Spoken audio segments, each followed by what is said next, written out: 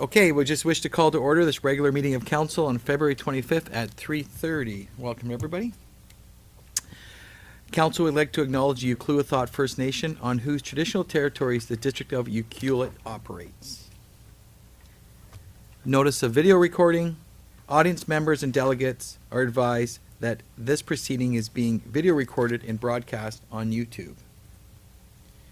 Does everybody have the addition to the agenda? Looking for approval of the agenda with these two late items. So moved. Second. All in favor? Opposed? Carried. Thank you. Looking for the adoption of the minutes from February the 11th. Move adoption. I'll second. Any errors or omissions? Councillor McEwen? Just one tiny typo on page 5 at the very bottom. The N is missing from production. I actually think I said the production of Missoula Theater, which I believe for clarity should be in there. Anything else? Councillor Hoare? Anything? Okay. Okay, all in favor? Opposed? Carried. Thank you. Any unfinished business? None. Mayor's announcements. I have a couple. We wish to raise and report that council passed a motion to approve the proposed 2020 to 2023 collective agreement between the District of Ucluelet and CPE Local. Oh, you set me up. CUPE, which is a union that represents our workers. Local 118 on Tuesday, February 18th in a closed session. So we look forward to our workers continuing on for another 3 years with the new agreement. Also, just a big shout out today regarding Chris Martin. Today, a few of us went to the food bank, and she's officially a Canadian citizen now. So it was kind of nice to see how emotional she was about it. It was great. It was great to be able to participate. No, I didn't cry. It was good to see her cry. Yeah, usually I'm crying in her presence, so it was good. That's what she called me on. So, anyways, it was wonderful to see how appreciative she was, and there was a good gathering that showed up, and some delicious cake at 10:30 in the morning. That's right. Okay, public input, delegations and petitions. Opportunity for the public if you have any questions or comments. None being heard. I wish to welcome Laurie from the Ucluelet Chamber of Commerce. And I'm going to recuse myself just because I'm the executive director for the chamber.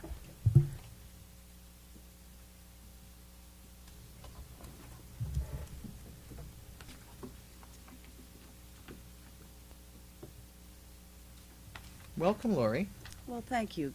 Thank you very much, Council, for listening to our petition. As you are aware, we have submitted a letter to Council for requesting for support for the next 3 years with the Chamber of Commerce.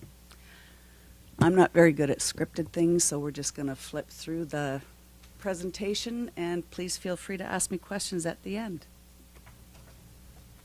So the Ucluelet Chamber of Commerce was established in 1947 and has ever since fondly and happily represented the businesses in the Ucluelet community.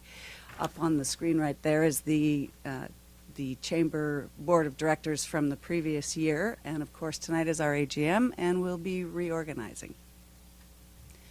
Over the last 70 years representing our local businesses, the Chamber, we have a little bit of a history here for you. So in 2004, UCOC opened the Pacific Rim Visitors Center, and in 2007 applied to become, is when Ucluelet applied to become a resort municipality.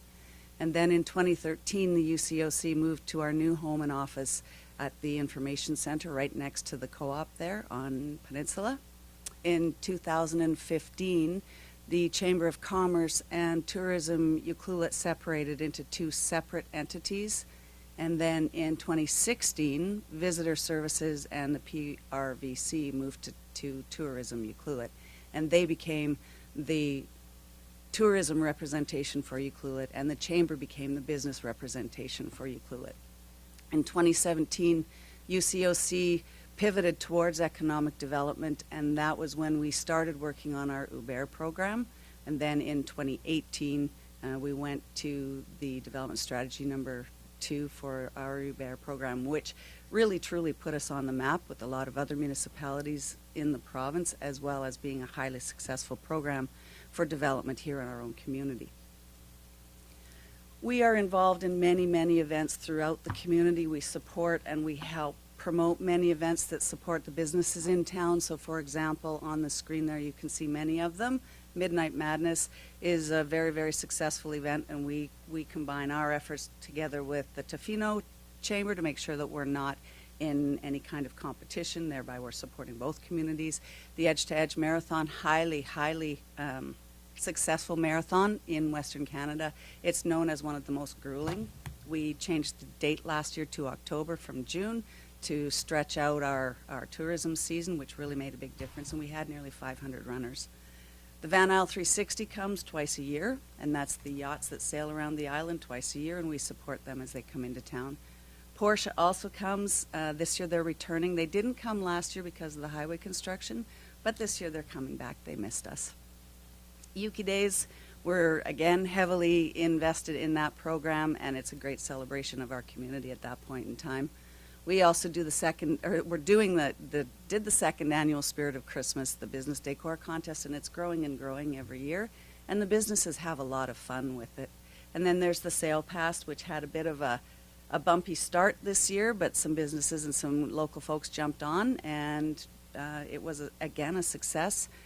This year we just ran the Soapbox Derby, just about 60 cars in it this year. It was a great success again, even in the rain. And we're looking at increasing and going forward again.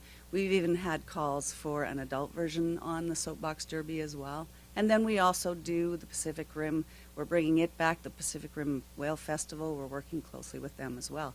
It was in hiatus last year, and they've asked the Chamber to assist, which we're going to do. For lobbying support, your Chamber has done many, many things, including working very closely with the province and our community in thriving orcas and thriving communities. And we've worked really hard with the Fisheries Department to help raise awareness for what's going on in our community and how it's affecting us. We've issued over 15 letters of support in 2019. We are the voice of the business community in Ucluelet. We've also heavily supported forestry and approached the government and spoken to them many times as well as far as how it's affecting our community and what isn't working. We also present a secondary school scholarship on behalf of the Chamber, and we've supported over 15 business employers in the community with business questions and concerns. So we're there to help them grow. We're there to help them move their businesses forward. Also, we assisted over 40 people with housing in 2019, and that doesn't include the Chamber's Employee Housing Initiative, which we also have initiated. So it's a pretty impressive record that we have. We're also on the map. We've been nominated for Open for Business Awards. We work closely with the BC Economic Development Association. In fact, our CEO was in Vancouver last week to attend the Chamber Awards. Unfortunately, we didn't win. Lumbee did, but there was a lot of table thumping when Ucluelet was there because we've actually started to really make a difference in the business community with our Chamber. Excuse me. Communities like Squamish and Fernie are coming to our Chamber to ask us how we're doing what we're doing, and they're looking for guidance from us and support. So what are we into now? Well, we're working very diligently on the staff housing, and we have worked with, as you guys are aware, down at the lodge down there. So we have staff housing available for businesses in town to help alleviate some of that. We've been asked to spearhead the drive for locating and helping a business establish a commercial laundry here. There's a large call for it in our community because of B&Bs and hotels and restaurants. We put on multiple seminars and workshops, such as the forklift course, our social media development and assistance courses, the Superhost. We've put on some bookkeeping courses, and of course our members can attend for free.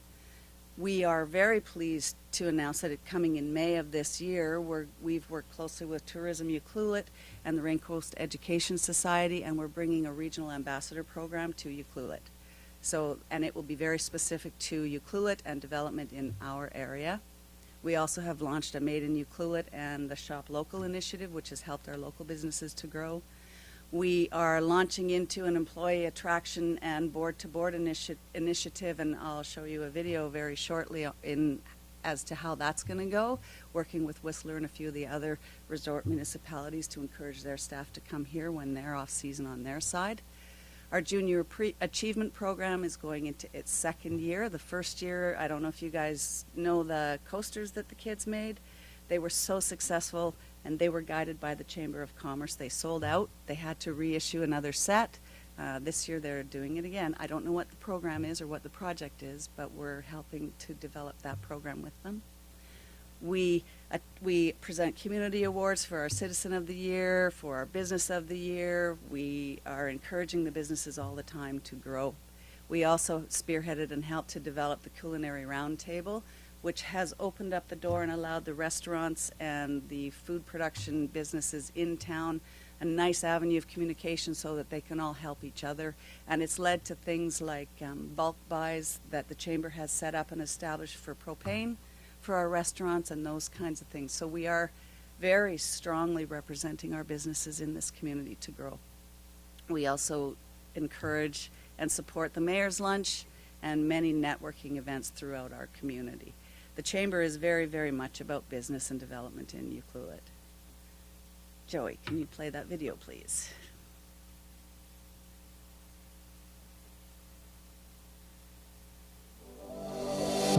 Ucluelet is a small fishing town located on the west coast of Vancouver Island. Living here at the end of the road brings an incredible sense of community.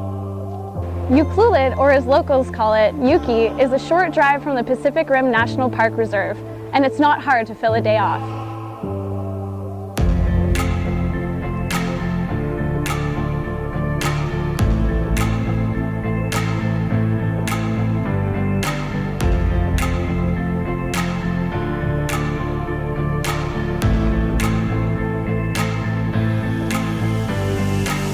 There are so many cool places to work in this town, depending on your skill set and interests. Right now, there's a huge demand for food and hospitality positions. Some employers even offer staff accommodation. So my name is Nicolas Meunier. I'm from Granby, Quebec.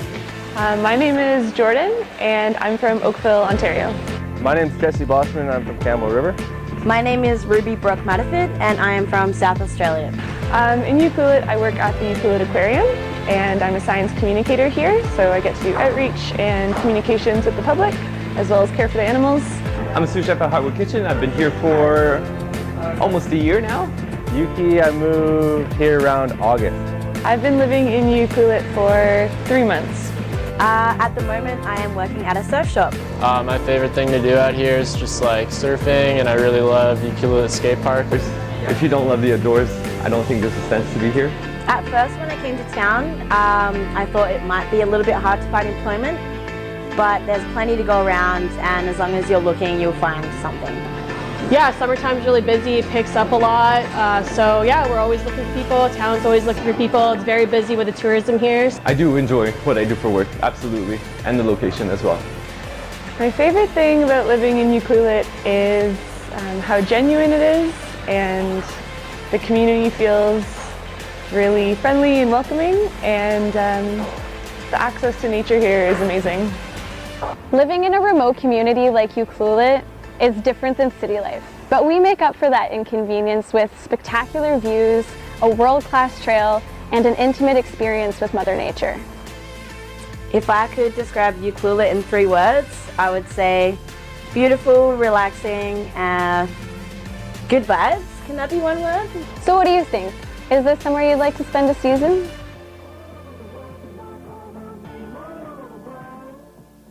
So it's initiatives like that that we're working with other chambers and other groups within our province. We're working with VIU and their culinary department to encourage chefs and graduate students to come to Ucluelet, and we have developed videos like that to encourage that kind of growth. I think that might be it, maybe. So overall, our delegation is here to request an addition or a furthering of the support that you have given us in the past. Oh, no, see, I knew there was more. Okay, there we go. So all of these groups here are who we have established connections with and work with very closely to develop Ucluelet, to develop business, and to encourage business to come to Ucluelet. We are working towards becoming sustainable, but we are not there yet, and our membership does not support, we don't have enough memberships to support the growth of our community, of our chamber, as much as we would like to see that. So we want to make sure that everyone on this list receives a huge thank you from us for the support. So of course, obviously, the Ucluelet Chamber of Commerce Board of Directors, because we are a working board and we work very hard to keep our chamber active and in the community. We'd like to thank the district for your past and hopefully future support of the chamber moving forward. We'd like to thank Tourism Ucluelet for their close work with us, working hand in hand to develop our programs. We'd like to thank ICE-T, Island Coast Economic Trust, because they have given us grants in the past and we are constantly looking for more and additional grants. The Rural Dividend Fund, which is what led us to the UBER program and some funding for that, which gave us at least 1 year of funding, and we're into the second year now without funding. Cheryl McClay from Forest Lands, Natural Resource Operations and Rural Development. She guides us a lot in some of our grant applications and in some of the workings we have with ICE-T, and of course our business community for their overwhelming support of our chamber and looking forward to moving into the future with us. So as the letter had indicated that we submitted to the chamber, we are requesting for and looking for $35,000 per year for the next 3 years to help our chamber sustain the path that we're on, and we're looking towards growing and reaching a sustainable level at some point in the future. We currently have, there are over 350 businesses in town, and about 50% of them were and are planning on becoming chamber memberships this year. It's interesting to note that out of the most recent 11 chamber memberships that applied, I think Lara said, and you can clarify that with us later, but I think she said 6 out of the 11 are brand new businesses and brand new applicants that have never been in the chamber before. So we are growing most definitely, and we are moving the needle a little bit. It's not going as quickly as we'd like to, and we are asking for your support. Are there any questions? Oh, we'll have a couple. Okay. Don't go running away. Well, thank you. First off, when you watch the video and all the things that you do, I think it just really reminds all of us the fact is the stuff that you do. And sometimes you get, I know Lara's not here, but we'll pretend she is for a second. I think it's, she's what's making it really work for you guys right now. Mm-hmm. Anyways, I'll save my comments for afterwards, but I just wanted to make sure I get the thank you in. Any questions from any of the councillors? Councillor McEwen? Thanks, Laurie. Your history of the chamber was like a trip down memory lane for me. And I wondered, is the chamber still involved in the Job Expo, or is that... Yes. It's on May 1st. This year it's in Tofino. It alternates between Tofino and Ucluelet, and we will have representation there. Great, thank you. Mm-hmm.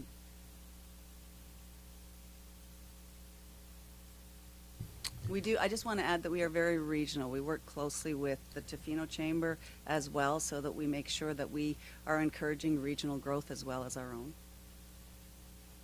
I don't know if you're able to answer it, but are you able to talk a little bit about the ambassador program? I can do a little bit. I was at the original meeting when we met with Rain Coast Education Society with tourism.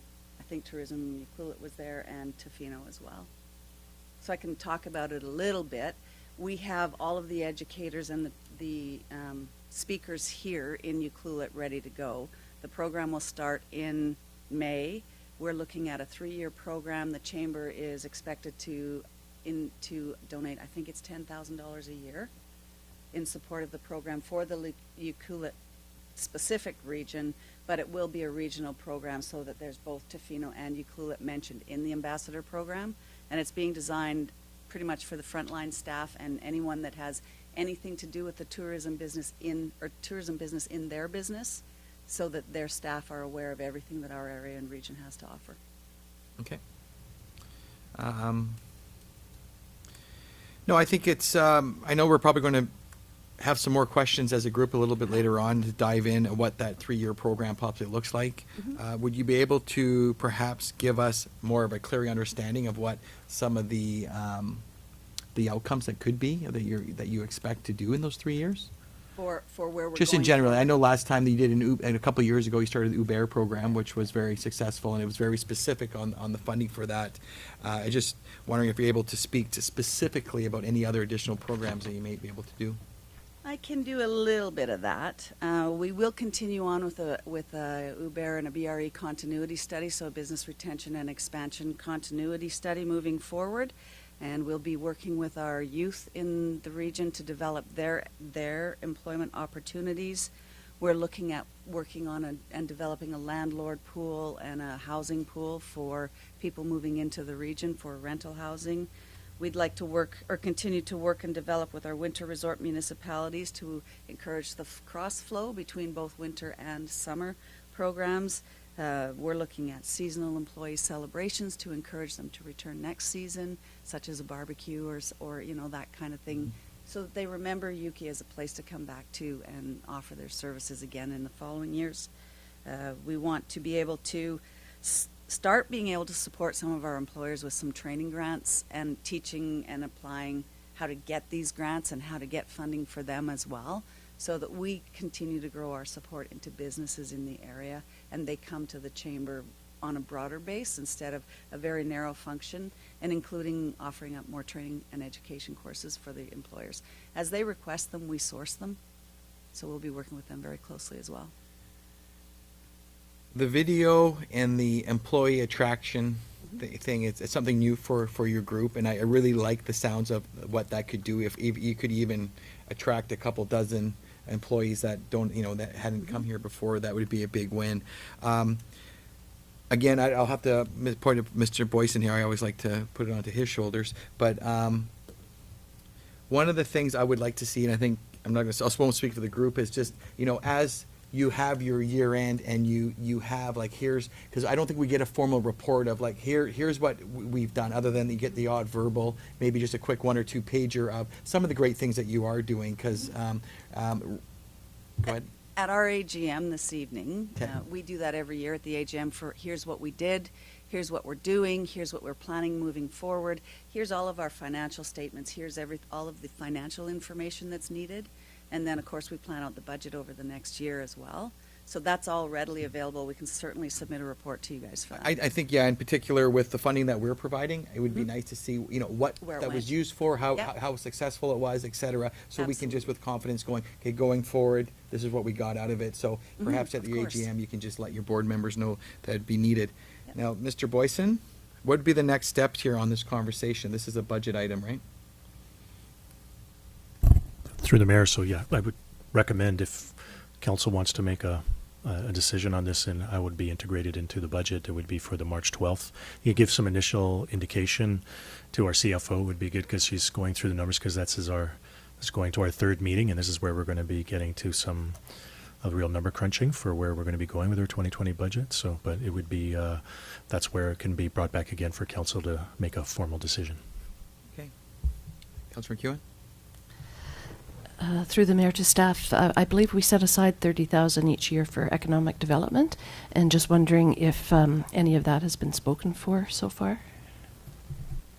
Through the mayor, no, nothing's been directed at this time. There's other ideas that are out there, but we've been, because it was allocated to the chamber last year, we've just been waiting for council's direction to do something otherwise.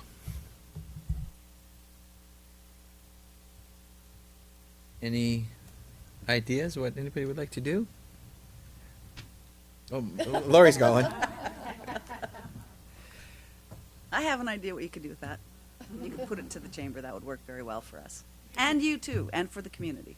I'm willing to push this off towards the budget, towards that March meeting, and probably get into it a little bit more. But perhaps between now and then, it would be nice to see just that little one summary of what we've done, how much we've contributed as a whole. Because there's also other contributions that are not as direct as this third, the Quest. There's some other stuff through TU and the rest of it. So it would be an opportunity for the chamber just to have that one pager of what we're doing and what you're getting, and I think that would help us streamline, because we do have a economic development plan, and I know in the past the chamber actually identified some of the key components in that, which gave us a level of comfort that it worked in our plan. I don't see it in today's submission, so it'd be nice to be able to do that. I was going to mention the same thing, is that when I just last meeting presented an update on the economic development strategy, so I think it would be worthwhile for the chamber to look through where we're at, and there's probably some opportunities there where the chamber could assist the district better on our bigger plan. Yeah, and I think that's it. And then we can make some sound decisions that it aligns with all our plans, and it's not just a feel-good contribution. So, do we need a motion for that, Mr. Joseph? Okay. I'm Oh, happy to move that. I suggested it, so I can make that motion, that we move this request to our March 12th budget meeting. Councillor Hoare, do you want to Yeah, second I'll it? second that. Okay, perfect. Any further discussion? All in favor? Opposed? Carried. Well, thank you, Laurie, and we look forward to seeing your next report. Perhaps we'll invite Councillor Kempston. Okay, well, we can. Okay, it's all good.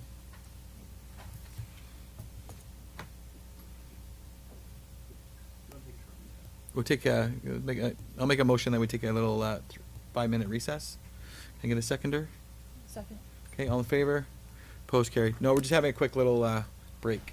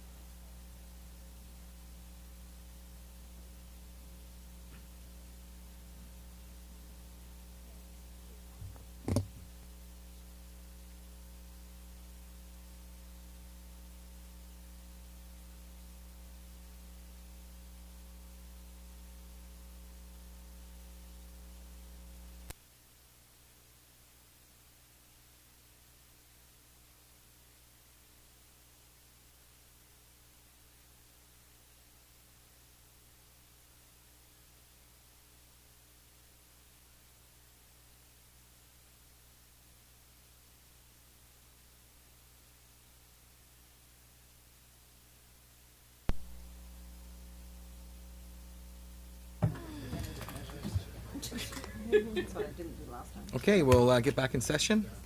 Yep, yep, thanks.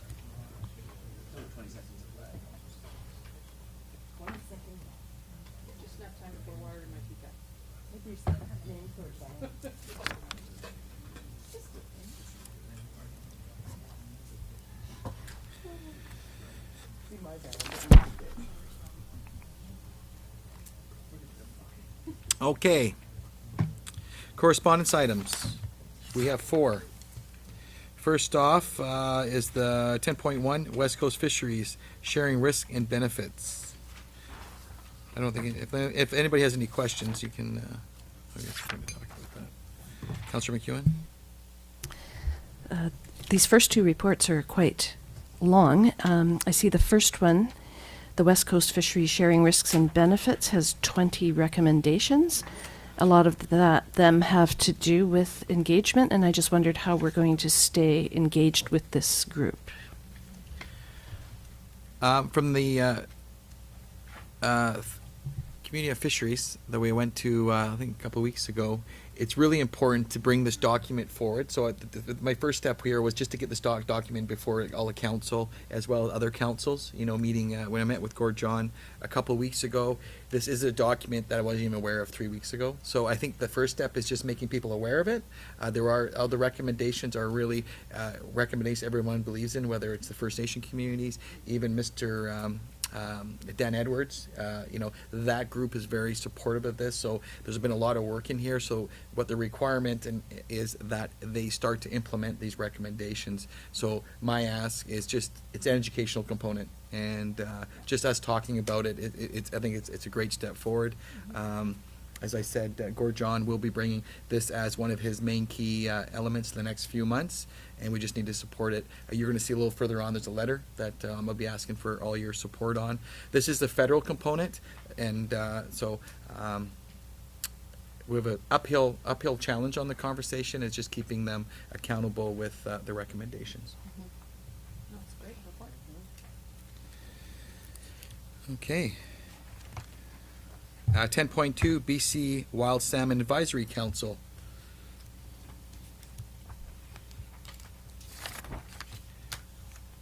Again, this one has a direct provincial responsibility. I think I touched base on the last council was a simple fact that there isn't even a fisheries department in the province here when fishing is our lifeline. So there's a lot of great recommendations out here, and it's just keeping the provincial ministers accountable to these recommendations. And go ahead.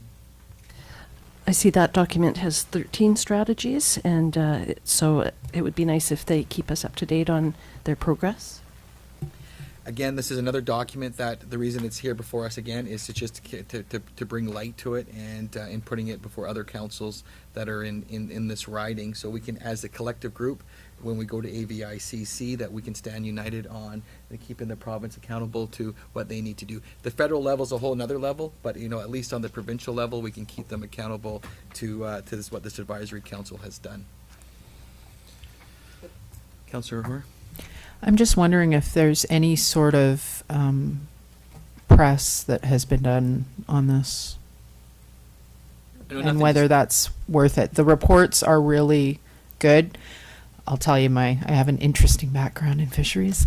Particularly the federal one to me was fascinating, the comparison between the West Coast and the East Coast, having spent 10 years living on the East Coast during the fisheries collapse. But also the salmon one, I have a long family history in the salmon fishing world. And really the lack of a provincial department is, it's egregious. And I'm just wondering if it is worth, you know, when, like, we're going to take a look at your draft letter, and maybe that is something that is released to press as well. Yeah, so the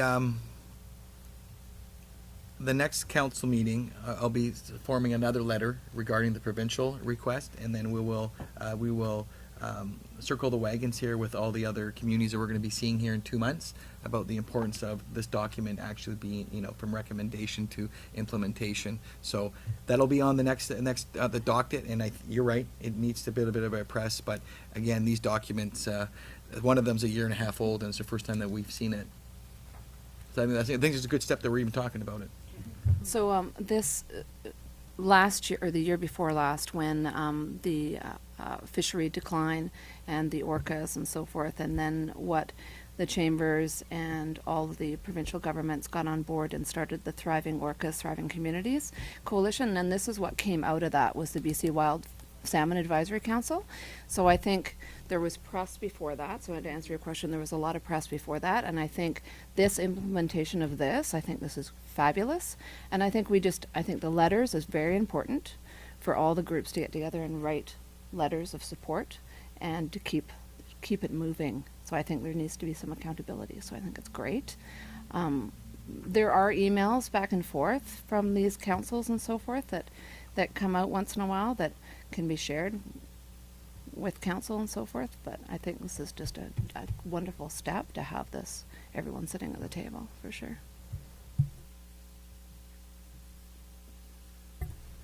I think it's, again, I concur with everything that Councillor Kemp said. I think information like this and to stand behind and to be a basis for, you know, what is represented and where we need to go. It's going to be very similar to what comes out after UBCM as far as our logging goes and the old growth strategic plan there. So these things are crucial, and like you said, it's a year and a document that's a year and a half old already. They take a long time to develop and a long time coming. So this is fabulous. Thank you.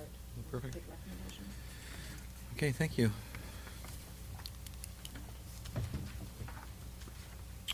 Okay, we're on 10.3. Implementation of the recommendations of report of the Standing Committee on Fisheries and Oceans. So there's a letter. I'm looking for a motion of support on this letter. I will move support of that letter. I'll second. Any further discussion? Councillor? There's just a typo in the first line. As you may know, the Ucluelet. Yes. As you may know, comma, Ucluelet. Okay, thank you. We should have sent it to you first. Trained eye. Okay, thank you for that. All in favor? Opposed? Carried. Thank you for your support in that matter. 10.4, Ucluelet School Seismic Project Municipal Contribution.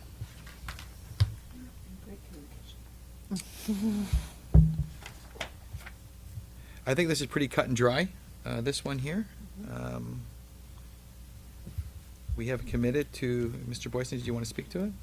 I could just, it was mentioned at our budget meeting last week, and it's an option. They're requesting that that comes by March 3rd, as it would help them to move things along. And so how this would work is that $40,000 of it has been indicated to us would be a part of the prep for the building to be able to power the main part of the gymnasium and the food serving areas as well. And then the rest of the money would go towards the actual generator itself that would be installed. So this is definitely supporting our emergency response plans for the future. It's a positive step, and it was suggested previously that it was the community forest funds, so that would be a part of the recommendation if council was comfortable moving forward with that. Councillor Cole, do you have something? I assume that as far as breaking it down on line items that our CFO has looked at, that everything, this number has all kinds of supporting documents behind it. This letter's come directly from the school district. So it's just up to council. This has been something we've been looking at in terms of options. I'm not sure what question you're asking. Is there something, if there's more details you need to make sure it's understood? No, I understand what it is. It's a number, and it doesn't, the latest estimate, if there's an estimate for what the costs were, it's not included with the total. I just would like to see how they come up with $170,000, or have we asked to see that? Yeah, for the 12, yeah. We have not asked for them to show us any clear indication about exactly what the project looks like for this cost. This is what they're telling us it needs to be to pay for it right now. I would add one thing is that this includes the installation of the unit, and also it will be maintained by the school district as well. So us putting up the money for it, that's just been considered as a part of our operations down the road, is that it will be maintained by the school district. So to answer your question, there isn't a generator cost this, control panel cost this. At the end of the day, they've obviously budgeted this because they've already, probably have cost these things out. I'm comfortable with, pushing this forward.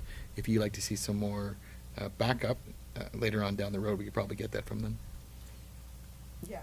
I'd just like to be able, if somebody asked me what we were paying for, that I can say what this letter says, but I actually can't say what that $170,000 part of the project, and I guess the maintenance thing, and that's great, and that'll be at no additional cost to us ongoing, but actually what $170,000 got us in more detail, because I know someone's going to ask me. Yeah, that's fair enough. So the other option is that we can request more information, and then we can just indicate that another option is to bring this forward to the March 12th meeting, and we can find out if that's I don't know if that's too far down the line for them, but if they've requested for March 3rd, but it's totally fair to request more information. If council likes more information, that's absolutely fair. I'm fine to say yes on their timeline, but I would like to follow up with that. Well, that's fair enough. I'm wondering if we have any reassurance about over budget issues, if they go over budget. I haven't had any insurance from them. This is the cost estimate that we've been given, so. Are we fair to move this along and to give the letter of support of 170 and with a second question that we'd just like to see a bit of a breakdown of the cost? Yes, please, and insurance that, and an indication that the number won't go up, that's a hard cost for what we're agreeing to. I think it's fair for council. You can indicate that it's capped at 170,000 and that any additional requests would have to be approved by council. So if you approve it for 170, we would not go beyond that for this project. It's fair. Okay, so. We just have one staff item if Mr. Gray can speak. Through the mayor, I was going to add, in discussions with the architect, that just a little bit more detail to shed on the $170,000 amount was that they had mentioned it was based on that, they have an electrical engineer who's doing the layout and whatnot. $40,000 of that 170, $40,000 is the cost of, I think, the wiring in the building to make it possible, because the generator would be, in the case of a power outage, it would turn on the power to the gym and the foods room, which has 6 ovens in it, I think. So there'd be, light and power to heat tea and soup. That 40,000 was the wiring, and $120,000 was for the generator itself. And I think there's a little contingency in there to round it up to 170. But that was, we haven't seen details of that, but that's a little more detail, at least, on what that number was coming from. That sounds good. Okay, so someone would like to make that motion?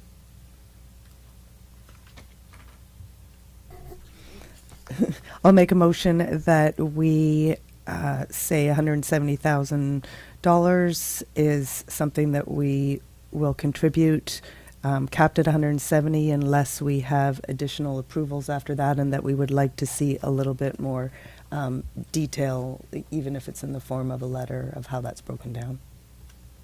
Second. Any further discussion? All in favor? Was that a good enough motion? On the fly motions are terrible. We should actually have something scripted there, but okay, that's good. Obviously, when things go down the road and the school is built, I just like to make the caveat that it would be really nice to acknowledge that where the funds came from with plaques and logos and all that kind of stuff, just so 20 years down the road, people do know where this money came from. But okay, great. Thank you for that.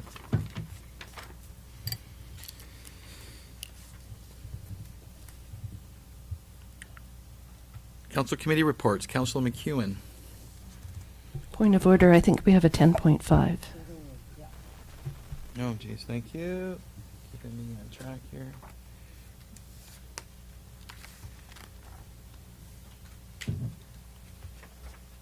So, highway foreclosures. This is a live topic. Does someone want to start with this one? Councillor Hoare, do you want to start? I'd love to start with this one. I've got some issues with the letter. Mainly because that particular closure that they refer to on January 23rd was not communicated very well. While it was to our emergency services people at 1:30, there was still no update on the Drive BC website. By 5 a.m., there were no flaggers. The message board was unplugged, not working at all. That's 3.5 hours. They should have had an update onto the computer at that point. Also, their reference to people having contractor staff walk the traffic queues remains the best way to keep travelers at the site informed, as opposed to our offer of Wi-Fi. As somebody who has sat in the first car in the queue, I have never been informed what's going on or how long I'm going to have to sit there.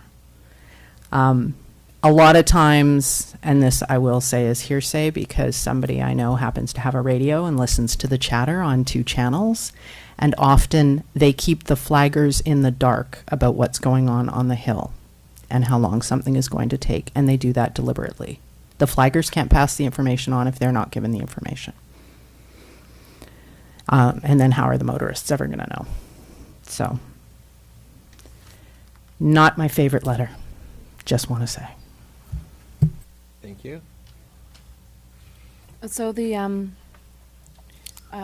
I'm working closely with Defino and we just put out a survey a few weeks ago regarding this closure. So we have some numbers that we're putting together, and hopefully what we want to do is, once we have these numbers from this survey, there was 82 businesses that submitted. So we have some good numbers behind that, and once I've finished that and corrugate all those things, I'll bring them to council, and that could be what we want to do together with Tofino, is have something that we could go to the UBCM and to higher government about regarding this. I think that's important. Yeah, and I would take that one step forward. You know, once you compile those, this survey, I don't think it's something that we should be waiting till September. I think it's something that we collectively need to go to Victoria on, a few of us, and actually just bring the topic up, because I think we all feel the way you feel about the letter, and because we all have driven it. And I know that Mike Fearson, the fellow on his name on the very back page here, he's coming up in the next few weeks, I believe, within the next 2 or 3 weeks.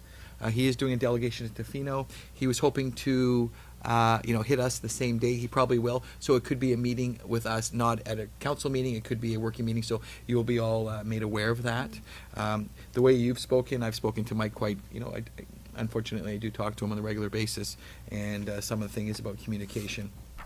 And I don't think any of us agree with too much of what Minister Trevini has stated in here. And so we'll just continue to use this survey and keep shaking that tree a little bit in the meantime. All right. Councillor Cole? I would also just like to say into this microphone that in my experience, sometimes you go right through, sometimes you sit when you're not supposed to, sometimes it's open when it's supposed to be closed, and I'm not even going to begin to understand what it would be like to try to do what they're doing and stick to a thing. But aside from the ball being dropped on the communication and having personnel that are there anyways, equipped with information to work their way down the line, I sat there for 55 minutes when it was supposed to be open, and far enough back that you couldn't see the one porta potty that they have there. And I was kind of in the middle of the section, so I could see a dozen plus cars in front of me and a dozen plus behind me, and I watched 20 people use the loo in the bank on Kennedy Lakeside in 55 minutes. What was the weather like that day? Was it raining or sunny? Actually, you know what? It was fine. There was no rain at the moment. It's not odd to see women and children going over the banks, and I think that's probably the kicker here. People don't know; they can't make educated decisions whether Can't to see stay around there. the corner. You don't know how long it's going to be. You don't know there's a porta potty right around the corner. And you don't know if it's going to be another 2 hours or 20 minutes, and I think that's where we talk about communication, and so we're all pretty passionate about it because we all live here. They live in Nanaimo and Victoria, so it's not really they're not really attached to the results like we are. So we look forward to seeing that in the next few weeks. You'll have that. Yes, there's a lot of really good comments from all the business community, like good comments, so it's not just coming from municipalities; it's coming from the businesses themselves too. That's critical. So. Because the other ask I've asked of Mr. Fearson was the simple fact of giving us the West Coast an accurate update come middle of March. Give us an accurate update of expectation, new timelines, etc., so we can actually plan accordingly for that. So, okay, that was 10.5. Thank you for that. Okay, I can move on. No information items. And Councillor McEwen, we'll try that again. Thank you. Last week was a very busy week. February 18th, I was at the lunch with the mayor at the Grey Whale. And that was not as well attended as some, but there were still 15 to 20 people, I think, so that was great. And then we had our Harbour Authority meeting the same day. And then that evening, School District 70 had their seismic upgrade update at the band room at the school. So that day was gone. And then the next day we had a committee of the whole meeting, which is where all the societies come and ask us for money for grant and aid. And so it's always nice to connect with the societies. And then on February 20th, we had a budget meeting from 2 until 6. So that was my week. Thank you. Councillor Kemps? And I will just add on to Councillor McEwen's. This weekend, Ucluelet should be very proud. We were nominated, shortlisted out of many, many small communities. We were shortlisted. There were 3 of them for the Small Business BC Open for Business Award. And there was 2 communities that we're up against. Unfortunately, we didn't win. But I tell you, there was over 800 people there, and everyone was rooting for Ucluelet. I was like, oh no, I have to get up and do a speech. That's all I had to say. But it's great exposure, and it's just about that we're open for business. We're a friendly environment for businesses, and we should be very proud of that for sure. And also for tonight, there's tonight at 6 o'clock, there's the 100 Women event, which everyone pays their fee. 100 women get together. They nominate a charity of their choice, and what happens is they pick 3 charities or 3 names out of a hat. And so there's 3 charities picked for this evening. One is the Ucluelet Secondary School PAC, and one is Pacific Rim Art Society, and the other one is West Coast Nest. So hopefully a lot of ladies will show up at the golf course. You could also, whoever bought a ticket can also submit their nomination online this evening.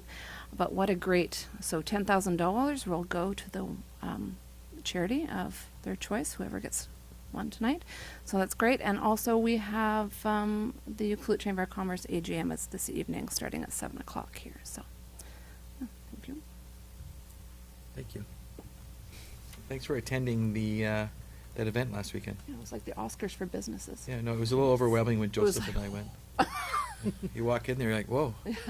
Strobe lights. Yeah. People dressed up quite fancy. Yeah. Mm-hmm. Good for you. Thank you. Councillor Hoare? Yeah, too bad we didn't win. Darn lumpy. We're winners. Yes, last week was very busy, Marilyn. It was crazy. And I'm looking forward to the 100 Women event, and we know who Councillor Kemps wants us all to vote for. The one thing I want to add is just that there was an aquarium meeting 2 weeks ago, and things are ramping up, and exhibits are looking great, and I believe the tentative opening date is March 1st. Just so you know. I haven't confirmed that, but it is March 1st? Yeah, okay. So go down, visit your favorite squishy things, get yourself a membership, because really it's totally worth it. Just saying. What's frightening is March 1st is right around the corner. That's what's scary. March 1st is Big bang. Oh, I just remembered. I also have the strategic planning for the Wild Pacific Trail on Sunday. Oh, that'll be interesting. So that'll be very interesting. Is that a full day session? Yeah. Skipping one. That's great. Okay, good. And Councillor Cole? So I will pick up what's left. I do have the ACRD in my back pocket, so I can talk about that. And the hospital meeting on the 12th. On the 13th was starting my first financial program with them, so we started that. Some talk about the West Coast Emergency Collaborative, which is an upcoming exciting thing on the horizon. And on the 18th, I went out after one of our meetings to the cannabis production public hearing that they had at the Cherry Creek Hall. And it was really, really, really passionate, really, really interesting to see some of the angles and thoughts from the community, from all their communities, with regards to what's been done. Not so much, unfortunately, it was hard to stay on point about their bylaws that they were working on changing and not being able to go back in the past and change the past. But good to hear more in depth about perhaps some things that we would definitely want to do differently. And then, aside from our grant and aid, there was also the ACD grant and aid, which I got to see where some of our efforts go to in that bigger picture. So that was great. I missed the Ucluelet Emergency Network meeting. We're looking at changing that date. There's a lot of conflicts on that Wednesday. That was the 19th. I also missed the seniors lunch that day, which was a volunteer appreciation day, but I heard it was 65 people. incredible. So that's the largest one yet. So a shout out for them. And just on my radar now was Tofino's had talks about their alcohol policy, their community policy that they're working on. So just to keep it on everybody's radar, that we had talked about that at the joint, at our joint meeting that we had last month already. Or, yeah, that's enough. Josie was going to send us that. Okay, thank you.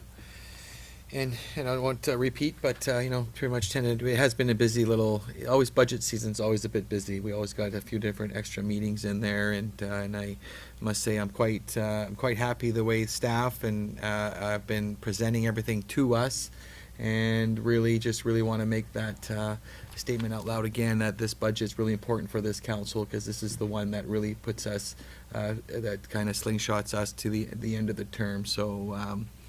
Getting it right and getting things that we really believe in, just like we saw the generator before us here. Those are really strong initiatives that that outlast us, and I think that's what we want to get done. So anyway, thank you for everybody for attending those meetings, and we'll hopefully April, you'll be saying April 1st here in no time will be before us. So thank you. All right. Okay, we have a couple reports. 13.1, appointment of Joseph Rotenberg as Deputy Corporate Officer. We have one recommendation. Move the recommendation. That council appoint Joseph Ronberg as Deputy Corporate Officer. Second. Any further discussion? All in favor? Opposed? Carried. And just a shout out to you, Mr. Rotenberg. We just really appreciate everything that you do, and this makes it official, I guess. So thank you. 13.2, Ucluelet Economic Development Corporation.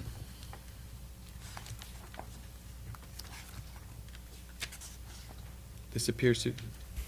Through the mayor, I could speak to this just briefly, and then Mr. Rotenberg's going to speak, say a few comments as our new deputy corporate officer. How convenient. Yeah, so this is a topic that goes back, I think, into... Hopefully, councillors might be able to help us with some recollection. But this is the Economic Development Corporation is something that I've been wanting to move forward to council, and this is just sort of a first step in a discussion. And I think there's sort of what is the future for this corporation is something that we want to bring to council for that discussion. And we have our recommendations coming over time here, but we just want to start with some initial first steps, and that's just to make sure some things are in place about who is listed on and as part of the corporation and the members. So I'll pass it over to Mr. Rotenberg to explain a few of the steps here. So at its most basic level, we want to bring the corporation back into good standing, which involves filing the 2019 annual report. We'd also like for the corporation board of directors to represent this council rather than the previous council, and we'd like the officers to be amended accordingly as well. That'll give this council and the new board members the ability to authorize our finance department to take care of any outstanding liabilities, as well to take care of the bank account itself, so we can better understand what exact assets this corporation holds. And then we can come back with recommendations moving forward. Any questions? No, I think it's just a housekeeping item, so thanks for bringing this forward, and there's a couple of recommendations for us. I'll move recommendation 1 that council directs staff to take the steps necessary to A, update the directors of the Ucluelet Economic Development Corporation, UEDC, to Mako Noel, Lara Kemps, Rochelle Cole, Marilyn McEwen, and Jennifer Hoare. And B, update the officers of the UEDC to Mako Noel and Marilyn McEwen. And C, file the 2019 UEDC annual report. I'll second. Any further discussion? All in favor? Opposed? Carried. Okay, thank you. Legislation 14.1, zoning bylaw amendment to two existing duplexes. Okay.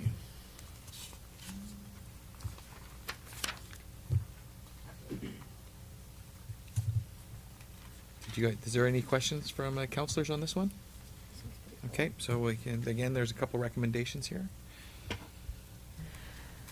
I will recommend that the District of Ucluelet zoning amendment bylaw number 1261/2020 be given third reading, and to that the District of Ucluelet zoning amendment bylaw number 1261/2020 be adopted.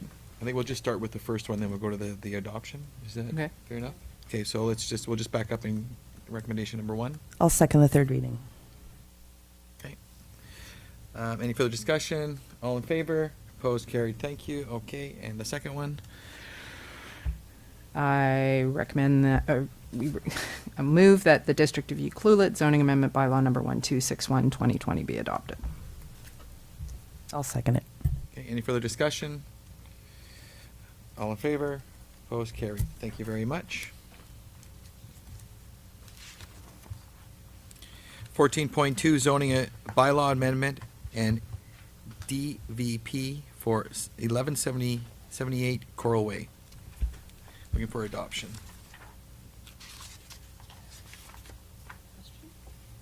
Yep. I think we probably have some questions on this one, Mr. Gregg. I just want to be sure that the statutory building scheme listed on page 150 is not going to cause us to incur any sort of legal costs.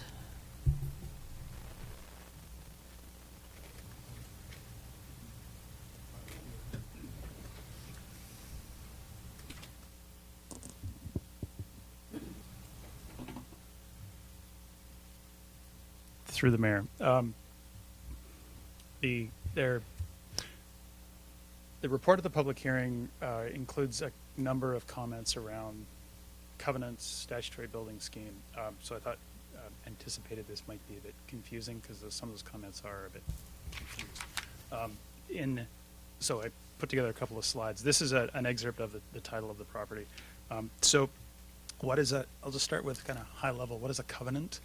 That word by definition just means agreement or a compact or a promise between two parties. So even in the highest level sense, it's sort of like the biblical sense or that sort of thing, marriage is a type of covenant, I suppose. So I think where some of them maybe, if there's confusion in some of the comments from the public, they may be using restrictive covenant in a fairly loose term, or covenant in that sort of more broad sense of, small r, small c, restrictive covenant, as opposed to, there are a couple of legal instruments that that we refer to. One, we refer to a restrictive covenant, capitalized if you will, which is a Section 219 restrictive covenant that we'll refer to. So the difference between that Section 219 restrictive covenant and a building scheme is a difference of what's public and what's private, if you will. So on the title of this property, there's both, which maybe confuses things. So these 4 charges that are on the title, that they're in order of priority. So the top 2, it refers to covenant. Those are restrictive covenants under Section 219 of the Land Title Act. They name the District of Ucluelet. The first one, the top one, was really put there as part of the subdivision. You can see it dates back to 97. It was prior to the subdivision, 97. So that was about the servicing of the subdivision and the paying for that off-site services, all the engineering. There was it refers to a $700,000 deposit for works and that sort of thing around building the roads and all of that. The next one is also names the district and the province, and is about setting a minimum setback both horizontally and vertically from the natural boundary, and it refers to the Alaskan earthquake and really limits where a house can be built on the property. And there's similar covenants on a number of subdivisions around this era throughout Ucluelet. The ones below that, which refer to the statutory building scheme, those are a different element where Ucluelet is not named in that. That is really put there by the developer at the time. So that was registered on the properties to have some stipulations for how the properties would be developed over and above and separate from the zoning. And so that is the top two, those restrictive covenants. The district is party to those, and we can seek enforcement of those if someone is in breach of that through the courts. So if the developer, the first one, the top one that was about subdivision servicing, it laid out, and really committed the developer to doing certain things around building water mains and paving roads and the paying for that. So if that didn't happen or the developer didn't follow through, there was a mechanism there to ensure that happened. So those are things the district is part of. The other two, the statutory building schemes, they are between private properties, so between property owners. The district is not a party to those agreements, those contracts. So we don't have a role in enforcing those building schemes. The building scheme is something that is commonly put in place by a developer, where they are trying to shape or color the development more to sort of keep the values up or keep the character in a certain way, direction, to make it more marketable. And those then continue on the title of those properties and sort of a commitment between somebody buying into that subdivision. So the building scheme does not negate or change or take priority over municipal bylaws such as zoning. They're separate things. So really it's an agreement between two private parties. The owners of the properties are subject to the building scheme. They collectively could seek enforcement, against, or if they believe their neighbor wasn't living up to it, they could seek to modify it or discharge it. That would be through the courts, and that's not something the district would be part of. Does that clarify that? And some of the comments where they were referring to restrictive covenants within the statutory building scheme, I think was that more sort of not referring to the legal instrument, which we'd refer to as a Section 219 restrictive covenant, but really what they're referring to is more in a lay term of what is an agreement or a term or a clause within the statutory building scheme. And I think that just using those terms. Yeah, thanks for that clarity. It definitely makes it, the word covenant sometimes can get construed that it's, it's the district that's enforcing it. So thank you for that. Councillor Camps? Through the mayor to staff, would you be able to clarify for me that this application is for also there's a bylaw in place that it's a monthly rental and not for short-term rental? Through the mayor, yes, the bylaw amendment that allows the accessory dwelling unit, the definition of it would be where there is, the accessory dwelling unit is permitted only if there is no bed and breakfast use happening there. You can't have both. Councillor Cole, do you have a question? Through the mayor, so they, because they can also have one in their home as well. So they can have one accessory and one in their home, and the one in their home could be short-term and the other one has to be long-term. Through the mayor, no, it's one or the other, essentially. The definition of that accessory dwelling unit defines it as is a permitted accessory use, but not if there's bed and breakfast or secondary suite happening in the house. Essentially, it's a one or the other. Perfect.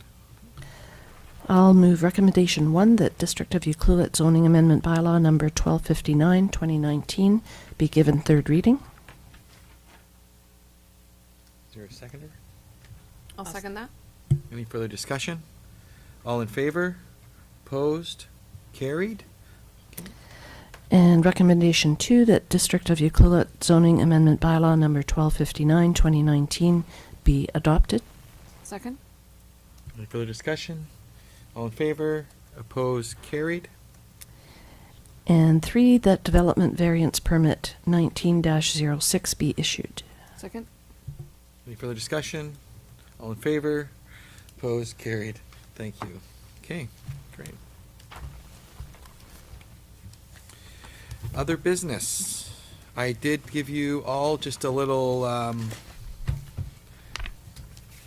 terms of reference for a committee that the parks are setting up regarding the Upski Tashi visitor experience offer.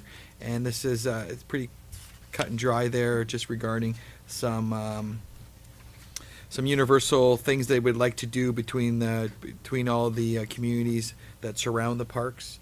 And I was kind of questioning who would we appoint, whether it was a community member, and it kind of, working with Mr. Boyson, it seemed that it was very fitting to have Ms. Fortune be appointed to this. So if there's anything that's needed out of the district, we'd be able to be notified rather going through third party. So I'm making a recommendation, looking for a motion to appoint Ms. Fortune to this committee. I'll make that motion to appoint Abby Fortune to this new committee. I'll second that. All in favor? Opposed? Carried. Thank you. Okay, question period. Oh, they left. Okay, that was quick. Any questions from the public? None being You're heard. it. We're adjourned. Thank you.